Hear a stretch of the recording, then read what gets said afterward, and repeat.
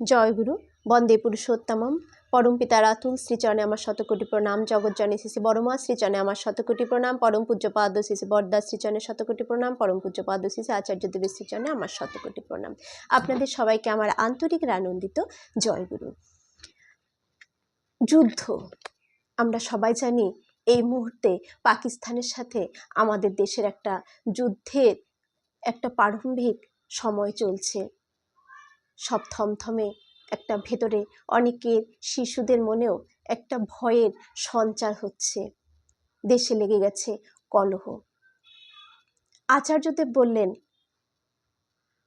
যে যুদ্ধে যে শক্তির প্রয়োজন তার থেকেও বেশি শক্তি আমরা কিভাবে সঞ্চয় করতে পারি।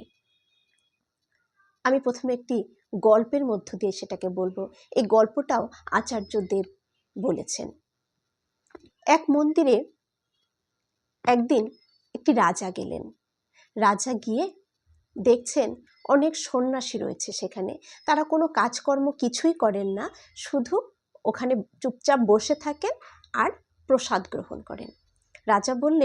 রাজা ভাবছেন যে কিছুই করে না, শুধু বসে বসে ওরা খায়, চুপচাপ বসে থাকে আর বসে বসে শুধু ওরা খায়, ওদের খাওয়া বন্ধ করে দিতে হবে। তখন রাজা পুরোহিতকে বললেন, কাল থেকে এদেরকে কিন্তু কোনো প্রসাদ দেওয়া চলবে না, এদের খাওয়া বন্ধ করে দিতে, কারণ এরা বসে বসে শুধু খাচ্ছে।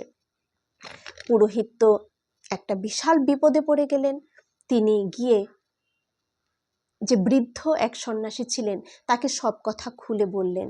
আর সেই বৃদ্ধকে বললেন, আপনার জন্য না হলেও বাকিদের জন্য আপনি একটা ব্যবস্থা করুন। কারণ পুরোহিত জানতেন তাদেরকে খাবার না দিলেও, প্রসাদ না দিলেও তারা কিছু বলবেও না, খাবেনও না। তারপর সে বৃদ্ধ সন্ন্যাসী রাজার কাছে গেলেন। রাজার কাছে গিয়ে বললেন, রাজা, আপনি তো বিরাট পরাক্রমশীল, অনেক ধৈর্যশালী, আপনি কিছুক্ষণ চুপ করে বসে দেখান তো। রাজা বললেন, ঠিক আছে, এটা কোনো ব্যাপার নাকি। রাজা চুপ করে যেই চোখ বুজে বসলেন, তখনই তার পাশের রাজ্যের কথা মনে পড়ে গিয়েই তার ভেতর একটা অস্থিরতা শুরু হয়ে গেল, হিংসা পরায়ণ হয়ে সে উঠল।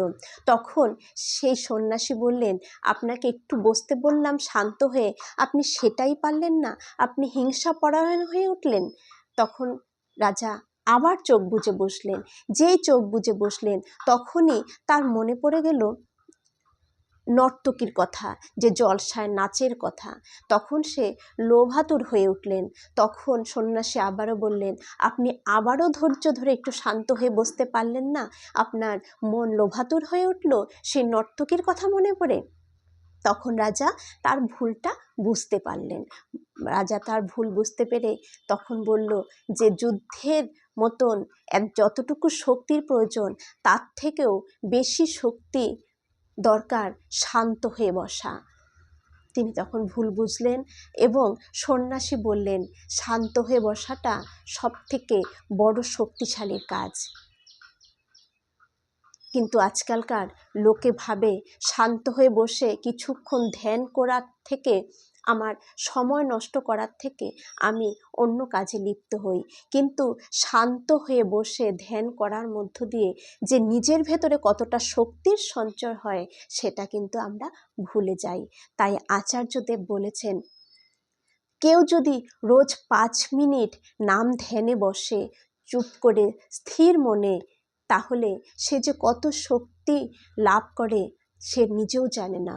তাই 5 মিনিট থেকে কেউ যদি অভ্যাস শুরু করে, কেউ যদি যতক্ষণ পর্যন্ত নাম ধ্যানে স্থিরভাবে বসে থাকতে পারবে, সে ততই শক্তিশালী হয়ে উঠবে, বিরাট শক্তিশালী হয়ে উঠবে। কারণ চুপচাপ বসে ধ্যান করার মধ্যে নিজের ভেতরের শক্তিটা জাগ্রত হয়ে ওঠে। তাই আমরা চেষ্টা করব 5 মিনিট থেকে নাম ধ্যান শুরু করে আমরা যেন নিজেকে শক্তিশালী করে তুলি। কারণ আমরা শক্তির তো নয়, আমরা শক্তির সন্তান। আমাদের ভেতরে শক্তি রয়েছে সুপ্ত অবস্থায়, সেটাকে জাগিয়ে তোলা আমাদের একান্তই কর্তব্য, একান্তই এটা আমাদের করণীয়। শুধু একটু নাম ধ্যান, তার কথা ভেবে চোখ বুজে একটু নাম ধ্যান করার মধ্য দিয়ে আমরা বিরাট শক্তিশালী হয়ে উঠতে পারি। যা আমরা তখন অসম্ভবকেও আমরা কিন্তু সম্ভবপর করে তুলতে পারবো। জয় গুরু।